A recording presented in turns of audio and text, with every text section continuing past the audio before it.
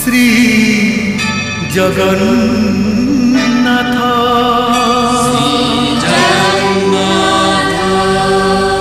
श्री जगन्नाथ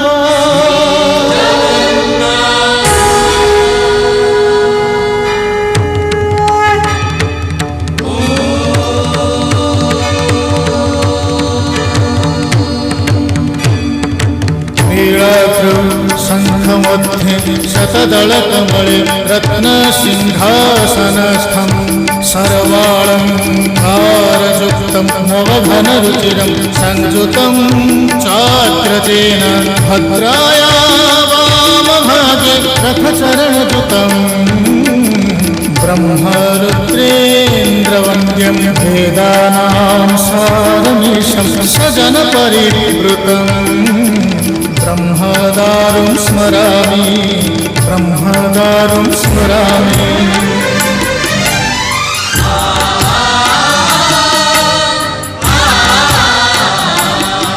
तुमे अनंत क्षय हे जगन्नाथ तुमे अव्यक्त अक्षर हे जगन्नाथ निज इच्छारु सृजिल हे जगत आदि नाही जे तुमार नाही अंत तुमे पवित्र ओंकार चिर सत्य नील सिंधु तीरे नीलाचल तहि विराजित बड़ देउल दारु ब्रह्म रूपे हे विश्व पालन उड़ा पताका पतित पावन सत्य धर्म न्याय परिसंस्थापित भक्तर तुमे होइछ हे नाथ श्री जगन्नाथ श्री जगन्नाथ जगन्नाथ श्री जगन्नाथ श्री जगन्नाथ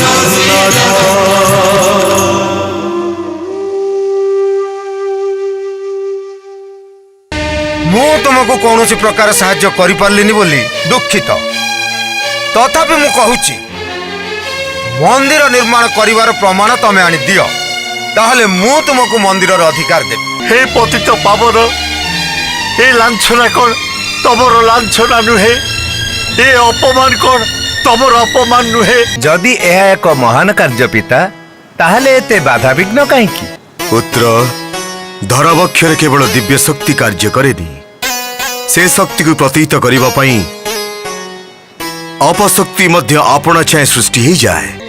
श्रीमान कौन कहिले उत्कलर राजा महंत महाशय उत्कल राजा को काहे बा दोष देबे ए प्रपंच पृथ्वी रे खाली अपमान लांछना आउ अविश्वास व्यतीत किछि अवशिष्ट नाही।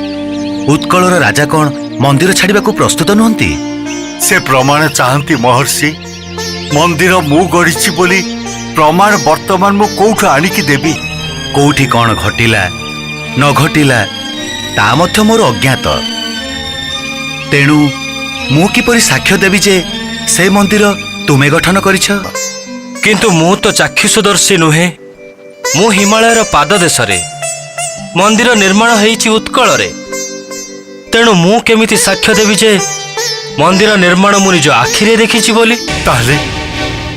ताहले केई कोन मते साहाय्य करिबेनी एतिकी बुझी पारुन राजन मु कूर्म कथार अवतारण कली कहीं जाओ राजन से नीलाचल क्षेत्र रे तुमरी नाम एक सरोवर अच्छी इंद्रदुम्न सरोवर से सरोवर रे कूर्म माने रहउचंती दिने से माने तुमरी मंदिर पई प्रस्तर बहन करुथिले से माने होउचंती चाक्षुषदर्शी।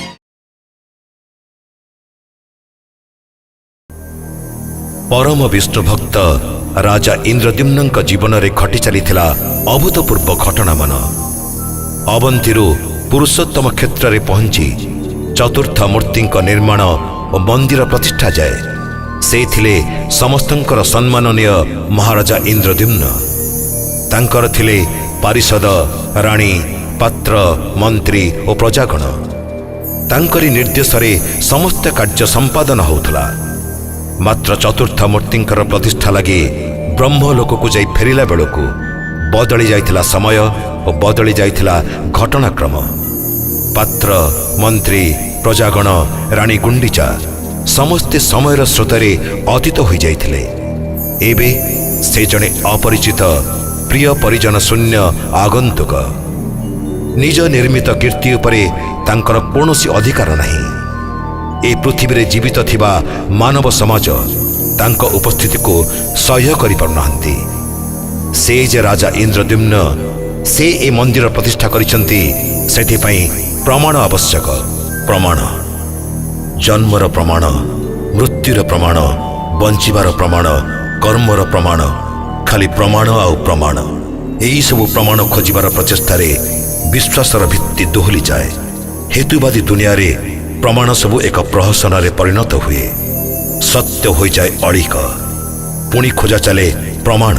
प्रमाण इंगित राजा इंद्रद्युम्न प्रमाण इंगित राजा इंद्रद्युम्न ऋषि आड़ी बकंक ठारू पाइछंती सत किंतु तांकर धैर्य च्युति घटी सारिछि। समस्त उत्साह उद्दीपना और अभिप्सा क्रमशः निष्प्रभ होई आसुछि। हिमालयर पाददेशरू विंध्याचलर पाददेश पर्यंत भ्रमण करी करी से आज क्लांत आ अवसन्न जीवनी शक्ति जेपरी क्रमशः शेष होई आसुछि। से वर्तमान गुंडीचा मंदिर सम्मुखरे एक खंभ को आउची बसी पड़िछंती जेपरी उठिबार शक्ति आउ नाही।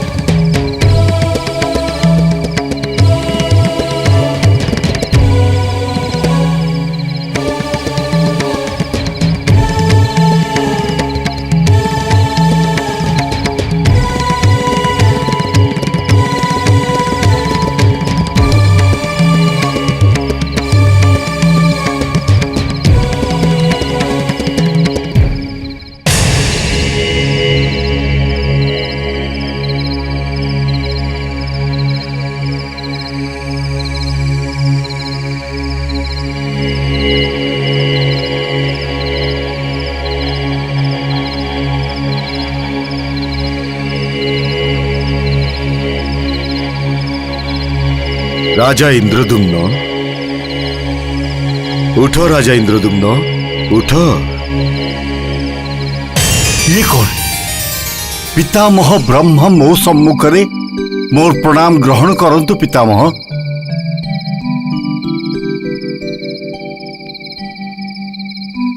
इंद्रद्युम्न तमे ते निष्प्रभ देखा जाउछ काईकी जेतेबेले मन प्राण चैतन्य देई तम उपर न्यस्त कार्य अग्रसर हवा कथा सेतेबेले तमे अवसन्न। मु थकी पड़ी प्रभु मो भीतर समस्त प्रेरणा समस्त उत्साह जमिति निश्चिन्न हो जाइछि।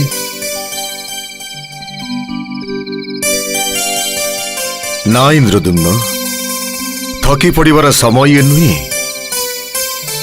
ତମ ପାଇଁ ଏକ ଦିବ୍ୟ କାର୍ଯ୍ୟ ଅପେକ୍ଷା କରିଛି। ଏତେବେଳେ ଥକି ପଡ଼ିଲେ ଏହି ଦିବ୍ୟ କାର୍ଯ୍ୟ ସମ୍ପନ୍ନ ହେଇପାରିବ ନାହିଁ। ଯଦି ଏହି ଦିବ୍ୟ କାର୍ଯ୍ୟ ମୋ ଦ୍ୱାରା ସମ୍ପନ୍ନ ହବାର ଥିଲା ତାହେଲେ ଏତେ ଛଳନା କାହିଁକି ପିତାମହ? ଛଳନା ନୁହେଁ ଇନ୍ଦ୍ରଦ୍ୟୁମ୍ନ, ବରଂ ବିଭିନ୍ନ ଅଭିଜ୍ଞତା ଲାଭ କରିବା ପାଇଁ ଇଏ ହେଉଛି ଏକମାତ୍ର ଅବସର। ବ୍ରହ୍ମଲୋକରୁ ଫେରିଆସିବା ପରେ ତମେ ମୁଦ୍ରାର ଗୋଟିଏ ପାର୍ଶ୍ୱ ମାତ୍ର ଦେଖିଛ, ଆଉ ତାକୁ ଏକ ଛଳନା ବୋଲି ଭାବି ନେଇଛ। କିନ୍ତୁ ମୁଦ୍ରାର ଅପର ପାର୍ଶ୍ୱରେ ପୃଥିବୀର ଅନ୍ୟ ଏକ ରୂପ ଅଛି, ଯୋଉଠି କେତେ ସାଧୁ ସନ୍ଥ ସନ୍ନ୍ୟାସୀ ଏ ଭାରାକ୍ରାନ୍ତ ପୃଥିବୀକୁ ସୌନ୍ଦର୍ଯ୍ୟମୟ କରିବା ପାଇଁ ଅହର ତପସ୍ୟାରତ। ବୃକ୍ଷ ଲତା ପର୍ବତ ନଦୀ ସମୁଦ୍ର ପୃଥିବୀକୁ ସେବା କରିବା ପାଇଁ ତତ୍ପର। ଯଦି ଏହା ସତ୍ୟ ପ୍ରଭୁ, ତାହେଲେ ମୁଁ କାହିଁକି ଏତେ ଲାଞ୍ଛିତ ହେବି? ମୋତେ ପାଗଳ ବୋଲି ଆଖ୍ୟା ଦିଆଗଲା, ସେଥିରେ ମୋ ଦୁଃଖ ନାହିଁ। ଭିକାରୀ ବୋଲି କୁହାଗଲା, ସେଥିରେ ବି ମୁଁ ଅପମାନିତ ହୋଇନାହିଁ। କିନ୍ତୁ ମୋର ଉଦ୍ଦେଶ୍ୟ, ମୋର ଏତେ ଦିନର ସାଧନା, ତାକୁ ଉପହାସ କରାଗଲା। ସେ ଅପମାନ ମୁଁ କୋଉଠି ଲୁଚେଇବି ପ୍ରଭୁ, କୋଉଠି ଲୁଚେଇବି? ୟାକୁ ଅପମାନ ବୋଲି ଭାବନି ଇନ୍ଦ୍ରଦ୍ୟୁମ୍ନ, ଇଏ ବି ଏକ ପରୀକ୍ଷା। ପରୀକ୍ଷା? ଆଉ କେତେ ପରୀକ୍ଷାର ସମ୍ମୁଖୀନ ହେବି ମୁଁ? ନୀଳମାଧବଙ୍କ ବିଷୟରେ ଜାଣି ସାରିଲା ପରେ ତାଙ୍କ ଦର୍ଶନ ପାଇବା ପାଇଁ ମୁଁ ଅବନ୍ତୀରୁ ଉତ୍କଳକୁ ଆସିଲି। କିନ୍ତୁ ଆସି ଦେଖିଲି ନୀଳମାଧବ ଅନ୍ତର୍ଧ୍ୟାନ ହେଇଯାଇଛନ୍ତି, ଯାହାଙ୍କ ଦର୍ଶନ ସବୁ ରାଜ ବିଶ୍ୱାବସୁ ଆଉ ବିଦ୍ୟାପତି ପାଇପାରିଲେ। ମୋ ବେଳକୁ ଅନ୍ତର୍ଧ୍ୟାନ ହେଇଗଲେ। ସେ ବି ଏକ ପରୀକ୍ଷା ଥିଲା। ତାପରେ ନିର୍ଦ୍ଦେଶ ହେଲା ଯଜ୍ଞର ଆୟୋଜନ କରିବାକୁ। ମହାଦାରୁ ଆସି ମହୋଦଧି କୂଳରେ ଲାଗିଲେ, କିନ୍ତୁ ମୂର୍ତ୍ତି ନିର୍ମାଣ ହେଇପାରିଲାନି। ସେ ବି ଏକ ପରୀକ୍ଷା ଥିଲା। ଅବଶ୍ୟ ବିଶ୍ୱ ନିୟନ୍ତା ନିଜେ ଆସି ନିଜର ମୂର୍ତ୍ତି ଗଢ଼ି ଦେଇଗଲେ। ତାପରେ ମନ୍ଦିର ପ୍ରତିଷ୍ଠା ପାଇଁ ମୁଁ ଆପଣଙ୍କ ନିକଟକୁ ଗଲି। ସେଠୁ ଫେରି ଆସି ଆଜି ପର୍ଯ୍ୟନ୍ତ ଗୋଟାଏ ପରେ ଗୋଟାଏ ପରୀକ୍ଷାର ସମ୍ମୁଖୀନ ହେଇ ଚାଲିଛି। ଖାଲି ପରୀକ୍ଷା ପରୀକ୍ଷା ଆଉ ପରୀକ୍ଷା। ହଁ ଇନ୍ଦ୍ରଦ୍ୟୁମ୍ନ, ପରୀକ୍ଷା। ଭଗବାନ ତାଙ୍କର ଭକ୍ତକୁ ଧୈର୍ଯ୍ୟର କଷଟି ପଥରରେ ଘଷି ଘଷି ତାର ଉଜ୍ଜ୍ୱଳତା, ତାର ଶୁଦ୍ଧତା, ତାର ଏକାଗ୍ରତାକୁ ପରୀକ୍ଷା କରନ୍ତି। ରାଜା ଇନ୍ଦ୍ରଦ୍ୟୁମ୍ନ, ତୁମର ସବୁଠୁ ବଡ଼ ଅଭିମାନ ହେଲା ତମେ କାହିଁକି ନୀଳମାଧବଙ୍କର ଦର୍ଶନ ପାଇଲନି? ସେ ଘଟଣାକୁ ସ୍ଥୂଳ ଦୃଷ୍ଟିରେ ନ ଦେଖି ଏକ ଦାର୍ଶନିକ ଦୃଷ୍ଟିଭଙ୍ଗୀରେ ଦେଖିଲେ ତାର ମର୍ମ ତମେ ବୁଝିପାରିବ। ସମଗ୍ର ଘଟଣାବଳୀ ତମେ 3ଟି ଯାତ୍ରାରେ ବିଭକ୍ତ କରିପାର। ଯାତ୍ରା? ହଁ, ଯାତ୍ରା। 3ଟି ଯାତ୍ରା ଏବଂ 3 ଜଣ ଯାତ୍ରୀ। ପ୍ରଥମ ଯାତ୍ରା ବିଶ୍ୱାବସୁଙ୍କର, ଜଣେ ଧର୍ମ କର୍ମ ଶାସ୍ତ୍ର ଜାଣିନଥିବା ଯାଯାବର। ପଥ ପରିକ୍ରମା କରୁ କରୁ ନୀଳମାଧବଙ୍କ ଦର୍ଶନ ପାଇଲେ। ଏହା ହିଁ ଏକ ଦୈବ ସଂଯୋଗ। ପୂଜା କରିବାର ଅଧିକାର ମଧ୍ୟ ପାଇଲେ ବିଶ୍ୱାବସୁ। ତାହା ଥିଲା ଭଗବାନଙ୍କର ଏକ ନିର୍ଦ୍ଦିଷ୍ଟ ସତ୍ୟର ପ୍ରତିଷ୍ଠା ପାଇଁ ଉଦ୍ଦିଷ୍ଟ। ବିଶ୍ୱାବସୁଙ୍କର ମନ ଥିଲା ଶୁଭ୍ର ପରଦା ଭଳି। ସେଠି ନୀଳମାଧବଙ୍କର ଛବି ଫୁଟି ଉଠିଲା। କେବଳ ନୀଳମାଧବଙ୍କର ଛବି। କେବଳ ଶ୍ରୀ ଜଗନ୍ନାଥଙ୍କର ଆବିର୍ଭାବ ପରେ ବି ସେ ନୀଳମାଧବଙ୍କ ସ୍ମୃତିରୁ ବାହାରି ଆସି ପାରିଲେ ନାହିଁ। ତାଙ୍କର ସଲିଳ ସମାଧି ହେଲା। ବିଶ୍ୱାବସୁଙ୍କର ସଲିଳ ସମାଧି ହେଇଛି? ହଁ, ସଲିଳ ସମାଧି ହେଇଛି। ଦ୍ୱିତୀୟ ଯାତ୍ରୀ ହେଉଛନ୍ତି ବିଦ୍ୟାପତି, ବିଦ୍ୱାନ, ପଣ୍ଡିତ, ଜ୍ଞାନୀ ଏବଂ ଶାସ୍ତ୍ରଜ୍ଞ। ତମ ଆଦେଶରେ ସେ ଶବରପଲ୍ଲୀକୁ ଆସି ନୀଳମାଧବଙ୍କ ସନ୍ଧାନ ପାଇଛନ୍ତି।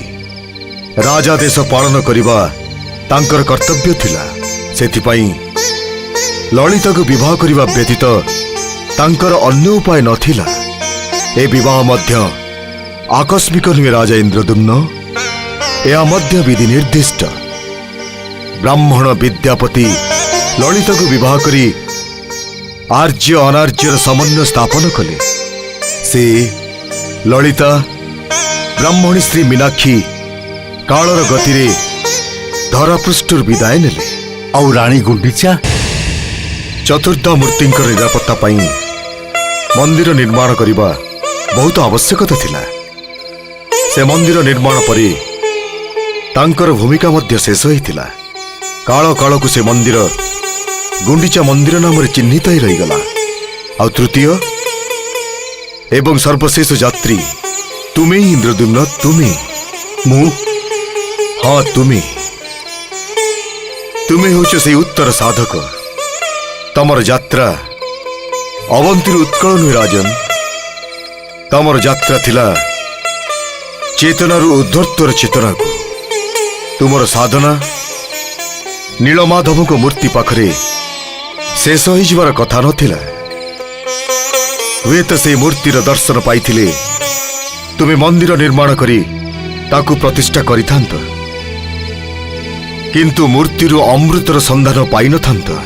ସାଧାରଣ ଚେତନାରୁ ଅତିମାନସ ଚେତନାରେ ପହଞ୍ଚି ପାରିନଥାନ୍ତ।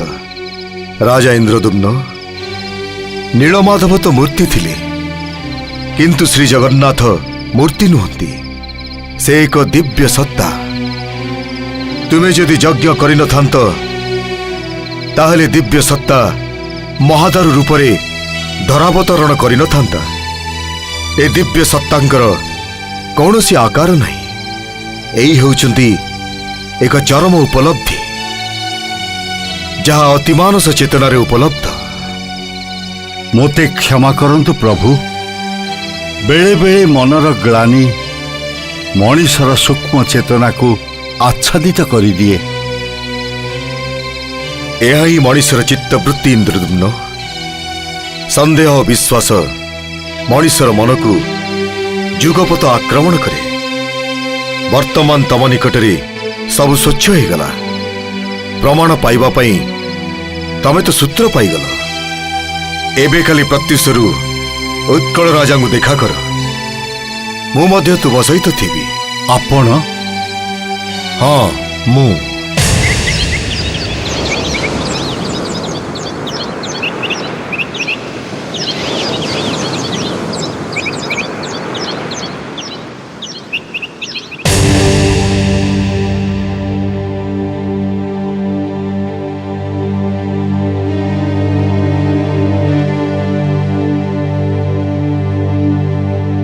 ମନ୍ତ୍ରୀ ମହାଶୟ, ଆଜ୍ଞା ମଣିମା।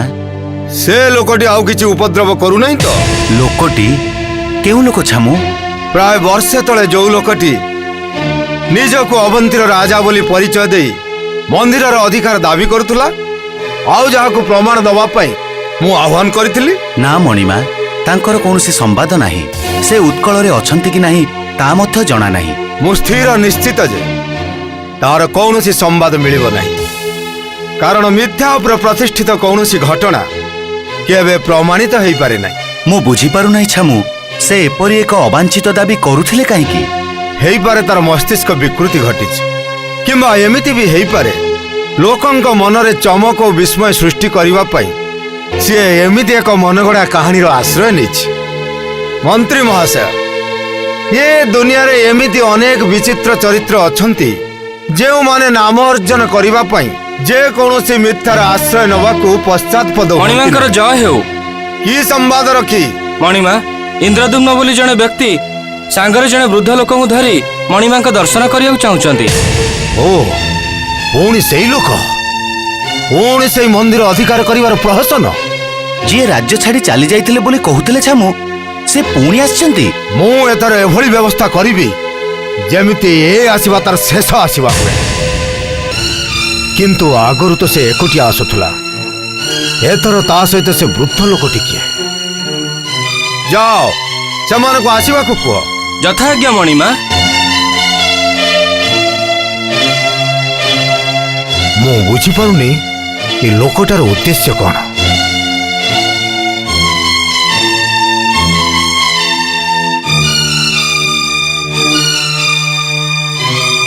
ଉତ୍କଳ ନରେଶ ଲଳିତ ମାଧବ, ମୁଁ ଆପଣଙ୍କୁ ଶୁଭେଚ୍ଛା ଜଣାଉଛି। ମହାରାଜା ସିଂହାସନରେ ବସିଥିଲା ବେଳେ ତାଙ୍କୁ କେମିତି ଅଭିବାଦନ କରାଯାଏ ସେ କଥା ଆପଣଙ୍କୁ ଜଣା ନାହିଁ। ଯାହାଙ୍କୁ ଶିଷ୍ଟାଚାର ଜଣା ନାହିଁ से निजको जने राजा बोली आस्फालन करे केमिति? थाउ मंत्री महाशय आमको आ जानिबाकू बाकी नहीं जे महाशय जने मिथ्यावादी आउ प्रवंचक। शुण राजन, जहाकू तुमे मिथ्यावादी आउ प्रवंचक बोली अपमानित करुच से एपरी एक कीर्ति स्थापन करने को जाउछंती जहा काल कालकू चिरस्मरणीय ही रहिबो। आउ तमे तांकू बाधा दउछ बोली चिरदिन पई निंदित और कलंकित ही रहिजिबो। महात्मांकर परिचय जानिपारे कि? आपण को देखिले मने होची आपण निश्चय जने साधु संत ब्राह्मण हिथिबे, तेणु आपण को मो सम्मान जनाउछि। बस मोर एतिकी परिचय ही तम पई यथेष्ट। जदि सेया हुए ताहले मते आश्चर्य लागुछि। ताहले आपण एभली जने कपटाचारी लोकर संस्पर्श रे आसिले केमिति? आपण कोन महाशंकर उद्भट दाबी विषय रे सुनी नांती? सुनिछि। एकथा मध्य शुणिथिबे जे से निजको अवंती देशर राजा बोली कहंती आउ अवंती राजधानी रु अनेक वर्ष पूर्व एठाकू आसीचंती बोली दाबी करंती। सुनिछि। एकथा मध्य शुणिथिबे जे मो पूर्व पुरुषंकर जीवदशारे से महोदधी कूल एक मंदिर निर्माण करिसंती बोली दाबी करंती। तांकर दाबी यथार्थ। यथार्थ? मो पूर्व पुरुषंकर समसामयिक व्यक्ति अथच वर्तमान भी 50 वर्ष भली देखा जाउछंती, ये यथार्थ? कौ जुक्ति बल आपण यहाँ यथार्थ बोली कहते? राजन, जुक्ति द्वारा समस्त सत्य प्रकाशित हो पारेनी। पुणी जुक्ति अनेक सत्य को लुचाई दिए। ये जे एक अविश्वास्य घटना एक जे कई लोक कही पारे। विश्वास अविश्वास प्रश्न तर्क को अपेक्षा करे, किंतु अनेक समय सत्य कहानी ठारू विस्मय करे। देखंतु राजन, सूर्य चंद्र तारा एमाने आकाश रे विराजमान करुछंती। यह तर्कसिद्ध नुहे किंतु सत्य। मो राजा हिसाब रे जे कौन आपत्ति अभियोग को विचार करी न्याय प्रदान करिबा मोर कर्तव्य।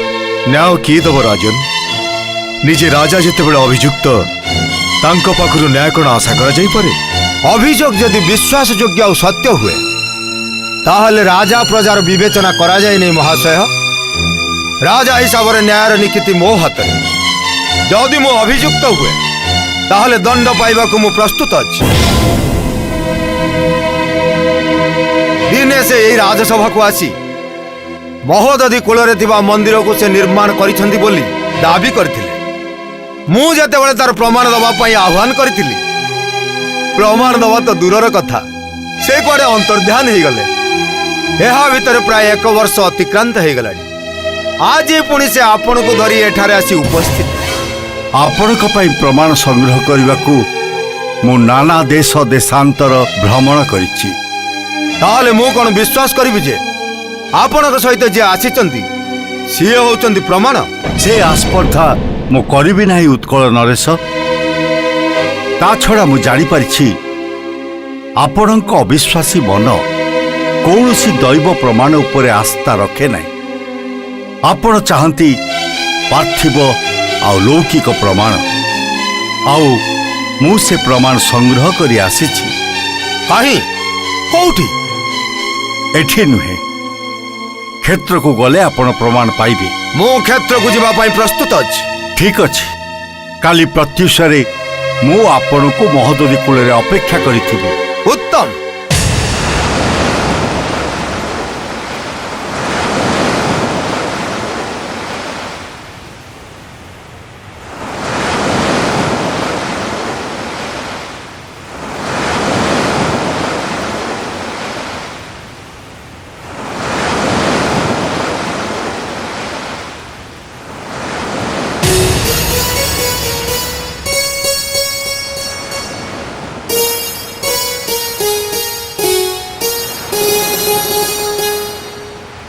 इंद्रदुम्न,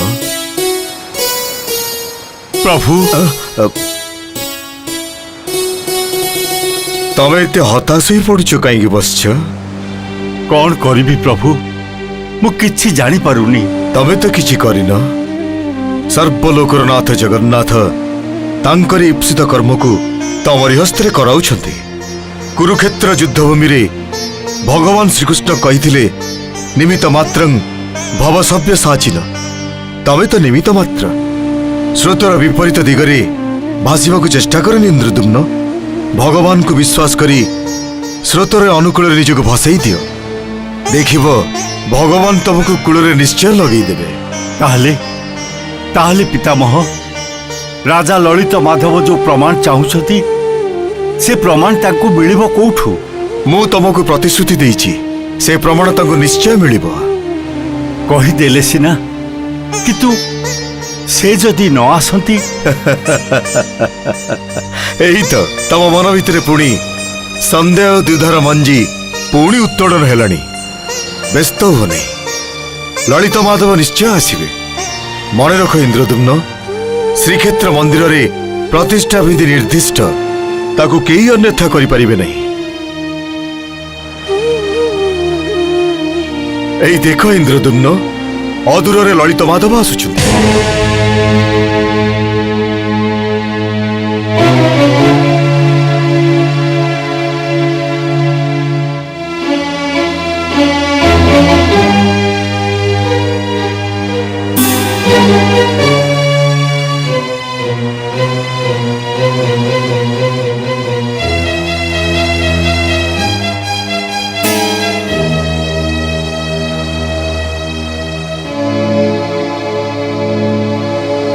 ସୁପ୍ରଭାତ ମହାରାଜ। ସୁପ୍ରଭାତ।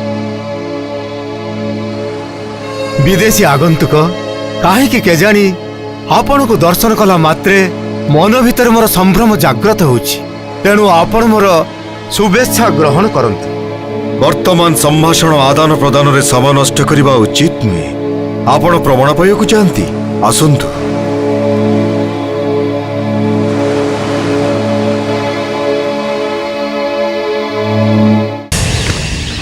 हे सूर्य सहस्रांशु तेज राशि जगत्पते अनुकंपया मंग भक्त्या गृहणार्घ्यं दिवाकर।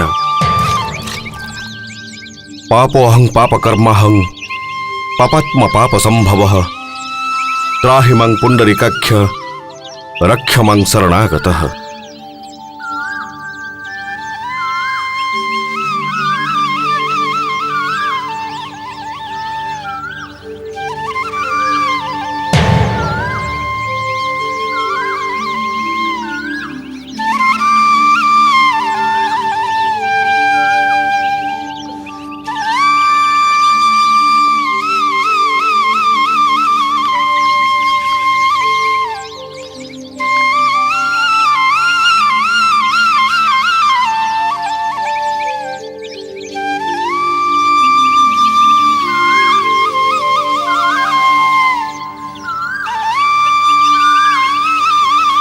सन्यासी प्रवर,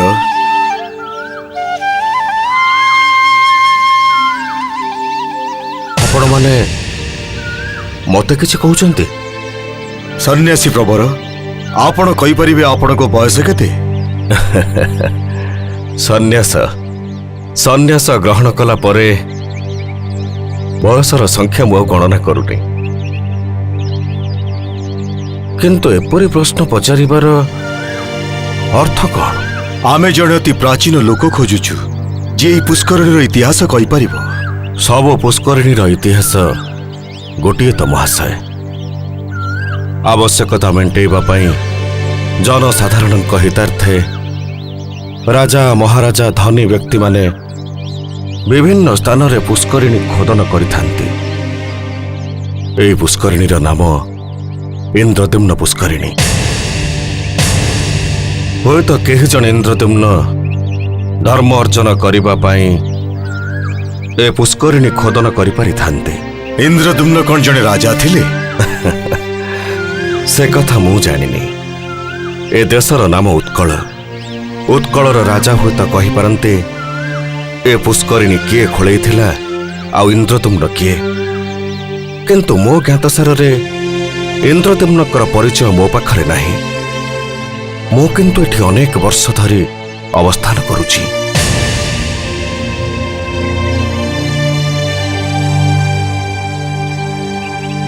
महाशय, आपण मानकर मते आउ किछि पचारिबार अछि?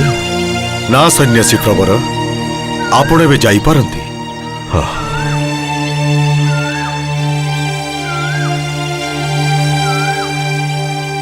ए पुष्करणीर नाम इंद्रद्युम्न। आउ मते जे एटा को प्रमाण देखेबा को डाकी आनिछंती तांकर नाम भी इंद्रद्युम्न। ଏଇଥିରୁ କ'ଣ ପ୍ରମାଣ ହେଲା ଯେ ଏ ମନ୍ଦିର ଏଇ ବ୍ୟକ୍ତି ନିର୍ମାଣ କରିଛନ୍ତି? ଗୋଟାଏ କାକତାଳୀୟ ଘଟଣାକୁ ନେଇ ଏତେ ଦୂର ଡକେଇ ଆଣିବାର ଆସ୍ପର୍ଦ୍ଧା କରିଛନ୍ତି ଆପଣ। ପଳେଇ ଆସ ଭାଇମାନେ, ପାଣି ଭିତରକୁ ପଳେଇ ଆସ। ରାଜା ଇନ୍ଦ୍ରଦ୍ୟୁମ୍ନ ଆସିଛନ୍ତି। ଆଉ କୋଉ ମନ୍ଦିର ଗଢିବା ପାଇଁ ଆମ ପିଠିରେ ପୁଣି ପଥର ବୁହାଇବେ। ପଳେଇ ଆସ।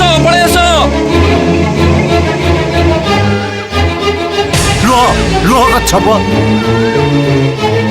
ପ୍ରଣାମ ଅବନ୍ତୀର ରାଜା ଇନ୍ଦ୍ରଦ୍ୟୁମ୍ନ। କଚ୍ଛପ, ମୁଁ ଇନ୍ଦ୍ରଦ୍ୟୁମ୍ନ, ଅବନ୍ତୀର ରାଜା ବୋଲି ତମେ ସ୍ୱୀକାର କରୁଛ? ଏକା ମୁଁ କାହିଁକି? ଏ ପୁଷ୍କରିଣୀରେ ଯେତେ କଚ୍ଛପ ଅଛନ୍ତି ସମସ୍ତେ ଜାଣନ୍ତି ଆପଣ ରାଜା ଇନ୍ଦ୍ରଦ୍ୟୁମ୍ନ। ଆମର ଜନ୍ମାନ୍ତର ହେଇଛି ସତ, କିନ୍ତୁ ଆପଣଙ୍କ ଲାଗି କରିଥିବା କଠିନ ପରିଶ୍ରମକୁ ଆମେ ଜନ୍ମ ଜନ୍ମାନ୍ତର ଭୁଲି ପାରିବୁ ନାହିଁ। ଆପଣ ପୁଣି କାହିଁକି ଆସିଛନ୍ତି ମହାରାଜ? ପୁଣି କ'ଣ ଆଉ ଏକ ମନ୍ଦିରର କଳ୍ପନା କରିଛନ୍ତି? ପୁଣି କ'ଣ ଆଉ କିଛି ଶ୍ରମିକଙ୍କୁ କୁର୍ମରେ ପରିଣତ କରିବାର ଉଦ୍ଦେଶ୍ୟ ଆପଣଙ୍କର? କୁର୍ମ, ରାଜା ଇନ୍ଦ୍ରଦ୍ୟୁମ୍ନଙ୍କ ପ୍ରତି ଥିବା ତୁମର ଅଭିଯୋଗ ମୁଁ ବୁଝିପାରୁଛି। ଯେଉଁ ମନ୍ଦିର କଥା କହୁଛ ସେହି ମନ୍ଦିରର ପ୍ରକୃତ ପ୍ରତିଷ୍ଠାତା କିଏ, ସେହି ଅନୁସନ୍ଧାନରେ ଆମେ ଆସିଛୁ। ରାଜା ଇନ୍ଦ୍ରଦ୍ୟୁମ୍ନ ଦାବି କରୁଛନ୍ତି ସେହି ହେଉଛନ୍ତି ମନ୍ଦିରର ନିର୍ମାତା। ତାଙ୍କର ଦାବି ଯଥାର୍ଥ। ଅନେକ ବର୍ଷ ପୂର୍ବରୁ ଏ ସ୍ଥାନଟି ପୁଷ୍କରିଣୀ ନଥିଲା, ବରଂ ଏ ସ୍ଥାନଟି ବଉଳମାଳା ପଥର ଦ୍ୱାରା ପୂର୍ଣ୍ଣ ଥିଲା। ଏଇଠାରୁ ରାଜା ପଥର କଟେଇ ନୀଳାଚଳ ପର୍ବତ ଉପରେ ମନ୍ଦିର ନିର୍ମାଣ କରାଇଥିଲେ। ପଥର କଟେଇବା ଦ୍ୱାରା ଗଭୀର ଗର୍ତ୍ତ ସୃଷ୍ଟି ହୋଇ ଏହି ସ୍ଥାନଟି ପୁଷ୍କରିଣୀରେ ପରିଣତ ହେଲା। ତାଙ୍କରି ନାମ ଅନୁସାରେ ଏହି ପୁଷ୍କରିଣୀର ନାମ ଇନ୍ଦ୍ରଦ୍ୟୁମ୍ନ ପୁଷ୍କରିଣୀ। ଆମେ ଯେଉଁମାନେ ନୀଳାଚଳ ପର୍ବତକୁ ପଥର ବୋହିଥିଲୁ ସମସ୍ତେ କୁର୍ମରେ ରୂପାନ୍ତରିତ ହେଲୁ। ଏହି ପୁଷ୍କରିଣୀରେ ଏବେ ବାସ କରୁଛୁ। ତାହେଲେ ସେ ମନ୍ଦିର ଇନ୍ଦ୍ରଦ୍ୟୁମ୍ନଙ୍କର? ଆମେ ଶ୍ରମିକ ଥିଲୁ ମହାଭାଗ। ମନ୍ଦିରର ଅଧିକାରୀ କିଏ ଥିଲେ ସେ କଥା ଆମେ କହିପାରିବୁନି, କିନ୍ତୁ ଏକଥା ସତ ଯେ ରାଜା ଇନ୍ଦ୍ରଦ୍ୟୁମ୍ନ ଏ ମନ୍ଦିର ତୋଳେଇଥିଲେ। ସାଧୁ ସାଧୁ, ଆଜି ତୁମେ ଏକ ବଡ଼ ସମସ୍ୟାର ସମାଧାନ କରିଦେଇ ପାରିଛ କଚ୍ଛପ। ତୁମକୁ ଧନ୍ୟବାଦ। ମୋର ଗୋଟେ ଅନୁରୋଧ ମହାରାଜ ଇନ୍ଦ୍ରଦ୍ୟୁମ୍ନ, ମନ୍ଦିର ତୋଳେଇବା ପାଇଁ ଶ୍ରମିକମାନଙ୍କୁ କଷ୍ଟ ଦେଇ ଆଉ କୁର୍ମକୁ ଯେମିତି ପରିଣତ ନ କରାନ୍ତି।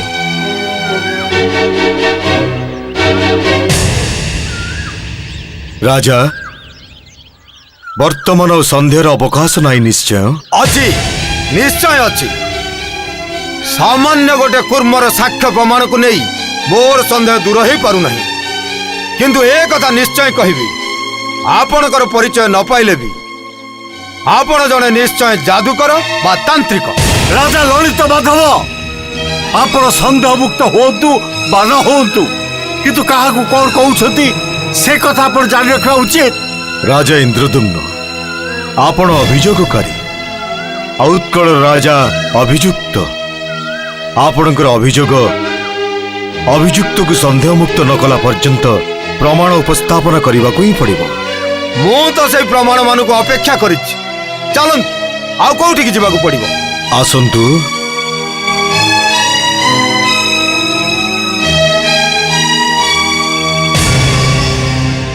हरि ओम तत्सत्, हरि ओम तत्सत्, हरि ओम तत्सत्, हरि ओम तत्सत्, हरि ओम तत्सत्, हरि ओम तत्सत्, हरि ओम तत्सत्, हरि ओम तत्सत्, हरि ओम तत्सत्, हरि ओम तत्सत्, हरि ओम तत्सत्, हरि ओम तत्सत्, हरि ओम ये कौन? तत्सत्, हरि ओम पत्र गहଳି ଭିତରୁ तत्सत्, ହରିନାମ ଶୁଣାଯାଉଛି କାହିଁକି? ରାଜା ଇନ୍ଦ୍ରଦ୍ୟୁମ୍ନ, हरि ओम ଏ ହେଉଛି କ୍ଷେତ୍ର ମହାତ୍ମ। ଏଠି ଗଛ, ପତ୍ର, ଫୁଲ, ଫଳ, ଜଳ ଏବଂ ବାୟୁରେ ମଧ୍ୟ ହରିନାମ ଅନୁରଣିତ। ଇଏ ପାବନ କ୍ଷେତ୍ର। ଏ ବୃକ୍ଷ କ'ଣ ହରିନାମ ଜପ କରୁଛି? ନା ପତ୍ର ଗହଳି ମଧ୍ୟରେ ଲୁଚି ରହି କୌଣସି ତପସ୍ୱୀ ବୃକ୍ଷ ଶାଖାରେ ବସି ହରିନାମ ଜପ କରୁଛି? ମନ୍ଦିର ନିର୍ମାଣ ସମୟରୁ ଏହି ବୃକ୍ଷ ଏହି ସ୍ଥାନରେ ଅଛି। ସେଦିନ ଯେମିତି ଦେଖିଥିଲି ଆଜି ବି ସେମିତି ଏକା ଅବସ୍ଥାରେ ଦେଖୁଛି।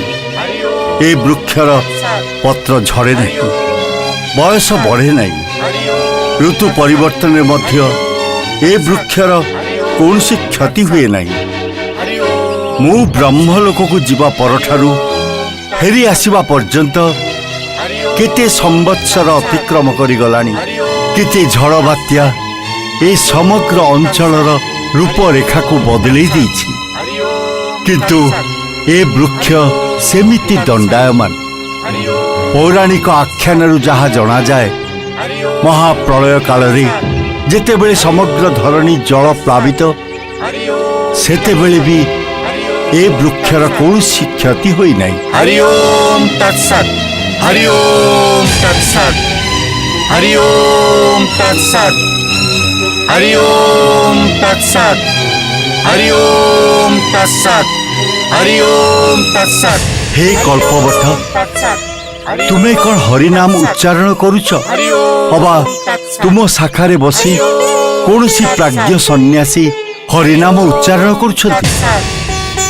हरि ओम तत्सत हरि ओम तत्सत हरि ओम तत्सत हरि ओम तत्सत हरि ओम वाह, एठी भी सेई चमत्कारी जादू विद्या ना आपणकर तंत्रर चमत्कारिता? मूर्ख, ठीक कथा, एमाने निश्चय मूर्ख। नहले तुमको पत्र गहली भितर लुचेई देई मो सहित प्रहसन करुथांते। मु तुमको मूर्ख बोली कहूची, तमे खाली मूर्ख नुह अंध भी। तुमको देखि पारुनी बोली तुमे मते अंध कहूच? देख, ए क्षेत्र मध्य मो राज्य परिसीमा भितर अवस्थित। तमर ए अविमूर्छकारिता पई मु तुमको कठिनरु कठिनतम दंड देबी। मु तुमको मूर्ख और अंध कहली बोली मते दंड देव? देख राजा ललित माधव, स्पर्धार सीमा अतिक्रम कर नाही। तुमको मु मूर्ख कहली कारण तुमर ज्ञानर सीमा अत्यंत सीमित। तमर सेई सीमित ज्ञान भितरे तमे असीमर कल्पना करिवार धृष्टता करिछ। आउ मु तुमको अंध कहली एथि पई तुमर चक्षु अछि सत, किंतु तुमर देखिबार सीमा अत्यंत संकुचित। मने रख राजा, तमे चक्षुष्मान नुह। तुमर दुष्टता सीमा अतिक्रम कलानी। दुष्टता मोर नुहे, दुष्टता तमर। ता न हेइथिले तमे इंद्रदुम्नंक पराकाष्ठा को देखि पारिथांत। तांक सहित आसीथिबा व्यक्तिंकर प्रकृत परिचय मध्य जानि पारिथांत। एबे तुमर जानिबा पई मो आत्म प्रकाश करूछि। तम मस्तक उपरे लंबी जाइथिबा शाखाटी को अनाओ माधव, ताहेले तुमे मते देखि पारिबो। ओ तमे ताहले एते कथा कहूच? काई विश्वास होनी? कि विचित्र घटना ये। पुष्करणीर कच्छप आउ वृक्ष डाଳରେ बसिथिबा काक मनुष्य भଳି କଥା कहि पारुचंती, आउ विज्ञ भଳି वार्ता देई पारुचंती, आउ मते बाध्य कराउछ एगुडा को विश्वास करिया पई। एई एतिकिरे तमे विस्मित हेइ जाउछ? तमे वैचित्र कोठी देखिछ माधव? तम पाखरे दंडायमान राजा इंद्रदुम्न को पचार। केते विचित्र विस्मय अतिक्रम करी से आसी एइठी पहुंचिचंती।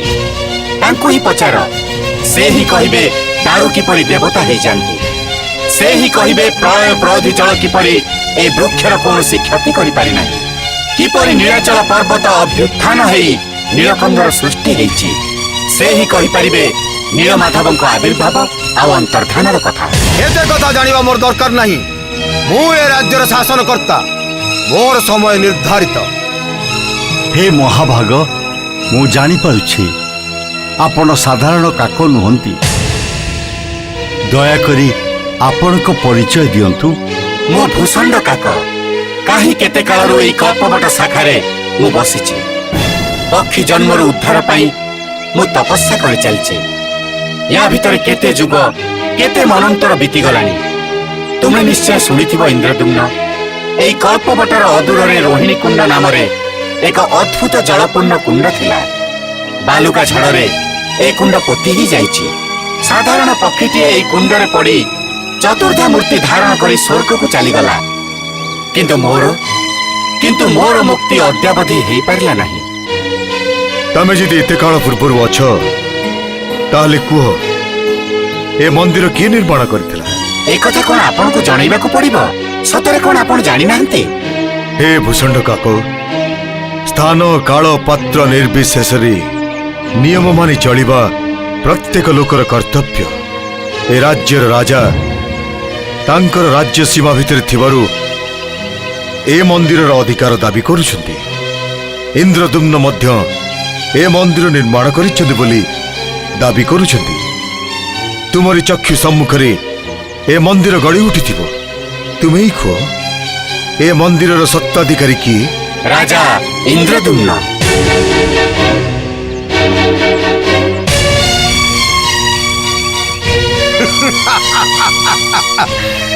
गोटाए काक आ कश्यपर साक्ष्य प्रमाण रे मु मोर अधिकार छाड़देवी सेमिति भाविबा उचित नुहे।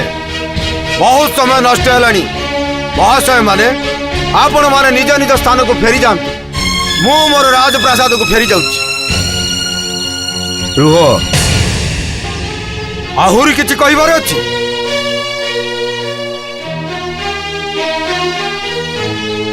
अनेक आस्पर्धा देखी सारलनी तमे। तुम राज्यर नियम भंग करिबि नाही बोली मु ए पर्यंत नीरव रही। तुमर शर्त अनुसार तुमको साक्ष्य प्रमाण जोगाई दिगला, तथापि तुम्हें मिथ्या स्फलन कर चलुच। यार उपयुक्त दंड पाइब तुम। महाशय, राज्यर राजा होची दंड मुंडर हर्ता कर्ता, ताकू तमे दंड दब। तमर आस्पर्धा तो किसी कम नुहे। शांत होंतु राजन। एपरी कही निजर चरम दुर्दशा को डाकी आनंतु। आपण जानती इंद्रद्युम्न, नीरव रुह। ललित माधव, मत अनुसरण कर। राजा इंद्रद्युम्न, मो सहित आस। पुणी कुआडे कहउचंदी जिबा पई? मत अनुसरण कर।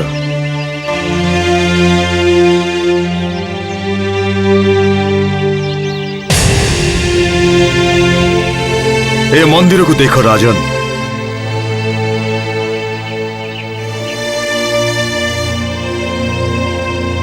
ए पुणी की मंदिर?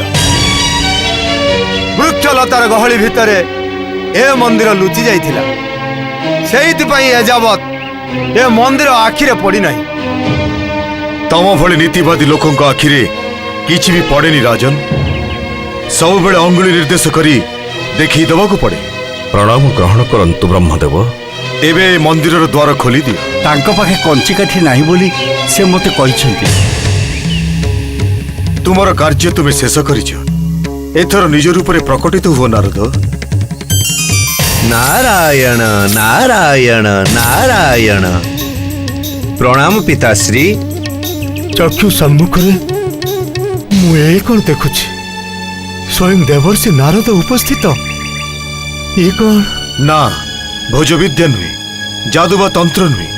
एई मुहूर्त पर्यंत माया तुम चक्षु को आच्छन्न करी रखिथिला। वर्तमान तमर मानस चक्षु उन्मिलित होबाक आरंभ करिछि। सेइथिपई तमे सशरीरे नारदंक दर्शन करिबाकु पाइछ। देवर्षि, अवंती छाड़ी आसिबा दिनठू ब्रह्मलोक रे पहुंचिबा पर्यंत आपण सर्वदा मोरी पाखरे थिले। ब्रह्मलोक आसिबा परे एठी आपणक सहित मोर प्रथम भेट होइथिला। अथच मु की दोष करिथिली जे आपण छद्म सन्यासी रूप रे मते देखा देले? पिताश्रींकर यह ही आदेश थिला राजन। मु अनेक थर तुमको कहिछि राजन, मानविक कर्म एवं दिव्य कर्म भितरे अनेक प्रभेद अछि। तेणु सबु कथारे कार्य कारण खोजी बस नहीं। जहा घटुची, जहा घटिब, अतीतरे जहा घटिथिला ताकू विधि निर्दिष्ट बोली भाबी नियो। तथापि तुमे ब्रह्मलोकरु जाई फेरी आसिबा मध्यरे तुम मन भितरे शून्यस्थान रही जाइछि।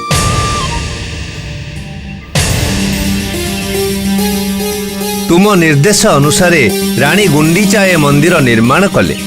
किछि पूजक रखी पूजार व्यवस्था मध्य कले।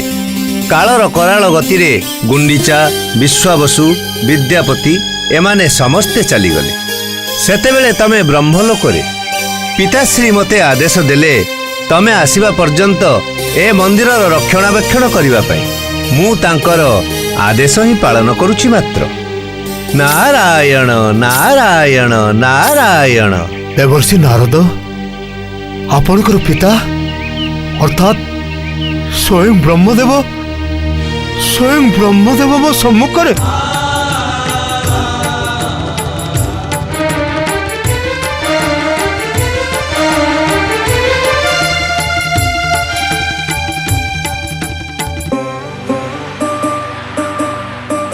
जगतर नाथ